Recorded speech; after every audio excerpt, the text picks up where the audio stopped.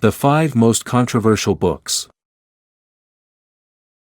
There are various books in the world that remain highly controversial due to their religious, racial, and sexual overtones, or topics that are at odds with the general norms of society. In this video, we present only 5 of the most controversial books of all time. Before we start, we make a humble submission that we have been presenting knowledge-based videos on this channel.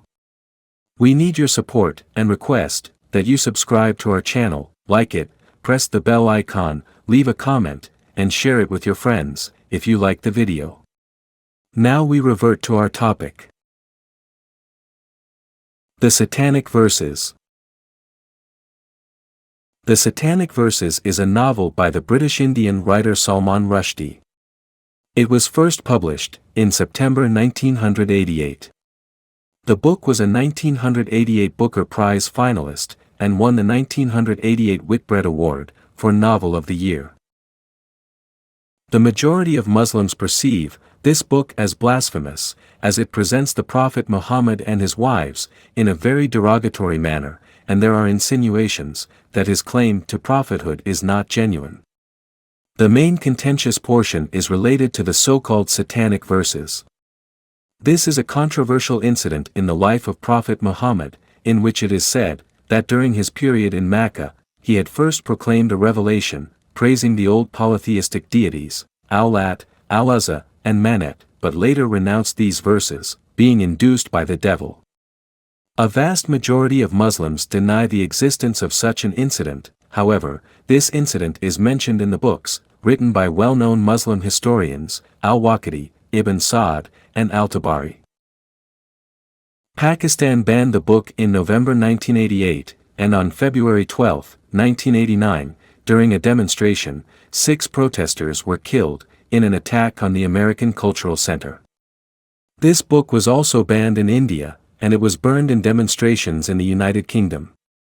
In mid-February 1989, Ayatollah Ruhollah Khomeini, then Supreme Leader of Iran, issued a fatwa calling for the death of Salman Rushdie and his publishers, and calling on Muslims to kill him. A bounty was also offered for the killing of the author. Hitoshi Igarashi, the book's Japanese translator, was stabbed to death in his office in July 1991. The book's Italian translator, Ettore Capriolo, was seriously injured by an attacker's stabbing in the same month. William Nygaard, the Norwegian publisher of the book, was critically injured by being shot 3 times in the back by an assailant in October 1993 in Oslo. The book's Turkish translator, Aziz Nesin, was the intended target of a mob of arsonists who set fire to the Madimak Hotel after Friday prayers on July 2, 1993 in Sivas, Turkey, killing 37 people. On August 12, 2022, Salman Rushdie was attacked on stage while speaking at an event at the Chautauqua Institution. Rushdie suffered 4 critical stab wounds and, consequently, lost sight in one eye as well as the use of one hand. This book has been translated into various languages. Malleus Maleficarum. The Malleus Maleficarum, usually translated as the Hammer of Witches, was written by the German Catholic clergyman Heinrich Kramer on the subject of witches and witchcraft, and it was first published in the German city of Speyer in 1486. The book was ostensibly condemned by top theologians of the Inquisition at the faculty of Cologne for recommending unethical and illegal procedures and for being inconsistent with Roman Catholic doctrines of demonology. However, it had the tacit approval of the clergy, as Kramer was never removed from his office, and he even enjoyed considerable prestige thereafter. The book called sorcery as heresy, which was a crime at the time, and recommended that secular courts prosecute it as such. It suggested torture to get confessions, and death as the only certain way to end the evils of witchcraft. When this book was published, heretics were often sentenced to be burned alive at the stake. This book also suggested the same punishment for witches. Despite Or perhaps because of being condemned by some members of the church, the book became very popular.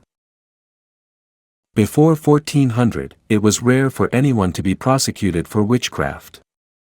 By the 15th century, belief in witches was widely accepted in European society. Previously, those convicted of witchcraft typically suffered penalties, no more harsh than public penances, such as a day in the stocks, but their prosecution became more brutal, following the publication of the Malleus Maleficarum, as witchcraft became widely accepted as a real and dangerous phenomenon. The most severe prosecutions took place between the years 1560 and 1630, largely ending in Europe around 1780. This book unleashed a reign of terror, and it was instrumental in the torture and deaths of thousands of innocents in the name of witchcraft. Lady Chatterley's Lover. Lady Chatterley's Lover is the last novel, written by English author D.H. Lawrence. The book soon became notorious for its story of the physical and emotional relationship between a working-class man and an upper-class woman, its explicit descriptions of sex, and its use of then unprintable profane words. The story revolves around a young married woman, the former Constance Reed, Lady Chatterley, whose upper-class baronet husband, Sir Clifford Chatterley, is paralyzed from the waist down because of a Great War injury. Constance has an affair with the gamekeeper, Oliver Mellors. The class difference between the couple highlights a major motif of the novel. The central theme is Constance's realization that she cannot live without attending to her emotions. That realization stems from a heightened sexual experience that Constance feels only with her lover, suggesting that love requires the elements of both body and mind.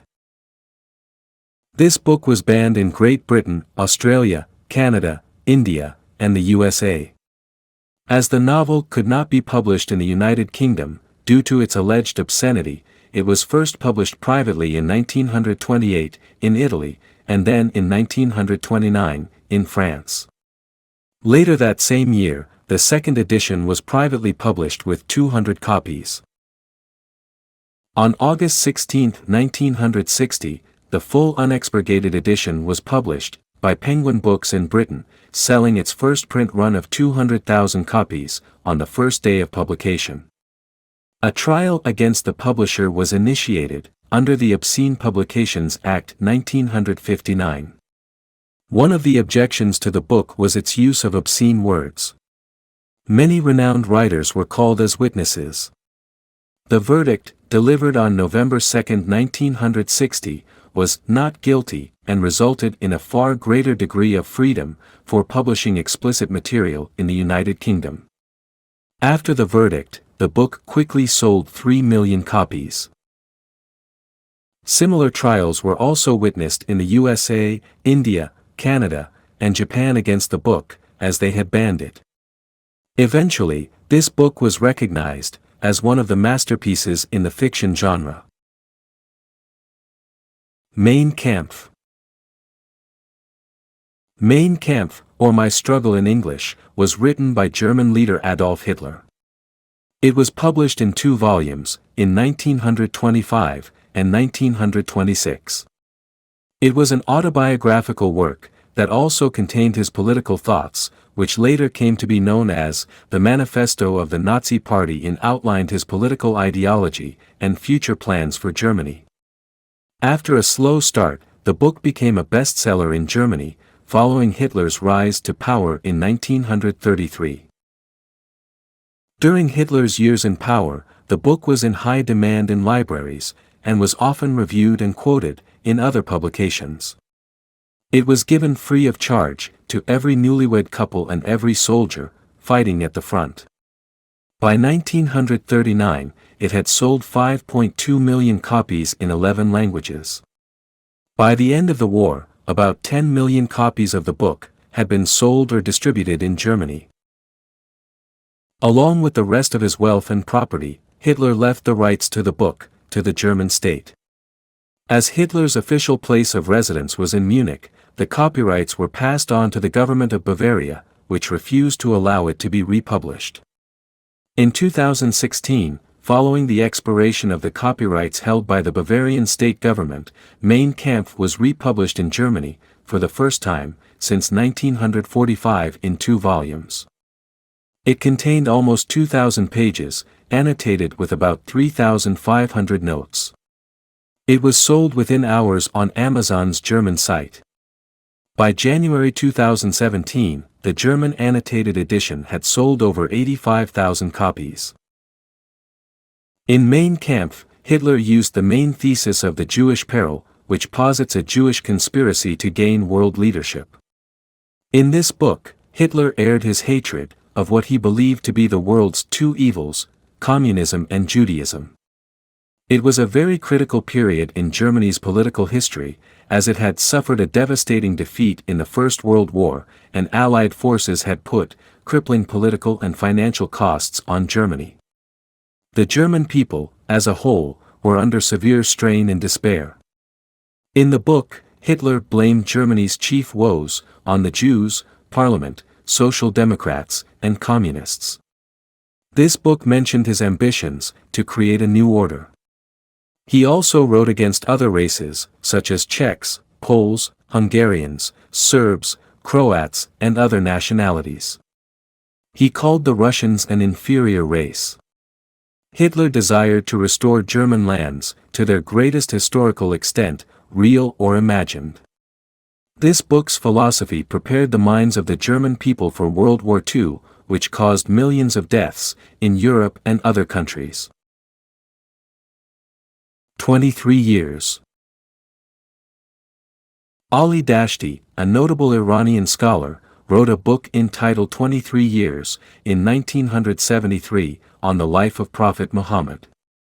The 23 years were the duration of the life of the Prophet, from his prophethood to his death.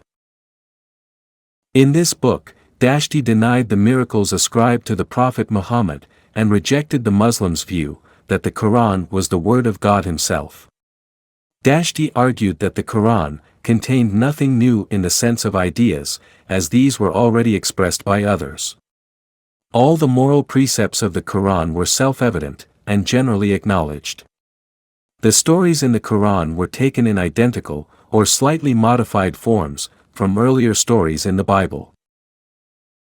It was the reign of Muhammad Reza Pahlavi, and any book contradicting the traditional line of Islam was banned and its writer prosecuted. Thus, Ali Dashti went to Lebanon to secretly publish his book. He just got copies of his printed book, when a few people got wind of it, and successfully thwarted his efforts to sell his book. The printed copies neither contained the name of the writer, nor the publisher. Al-Dashti somehow managed to smuggle a few copies to Iran and distributed them among his friends. During Ayatollah Khomeini's reign, this book became very popular among students, intellectuals, and underground political workers. It is said that in 1 year, it sold 500,000 copies. The book's popularity infuriated religious leaders in Iran, and they started writing letters to Ayatollah Khomeini, and demanding the death penalty for its writer, publisher, and all those who possessed its copy or read it. Several people were arrested, and subjected to severe torture to learn about the writer, but the Iranian authorities failed to unearth the anonymous writer of the book, as the book contained no name of the writer or publisher. Finally, the Iranian authorities knew about Ali Dashti as the writer of the book, in 1980. Ali Dashti was immediately arrested. At that time, Ali Dashti was 83 years old. During the detention period, he was mercilessly beaten, and subjected to severe torture. He was tried in the Islamic Revolutionary Court, and awarded the death penalty, for writing such a blasphemous book.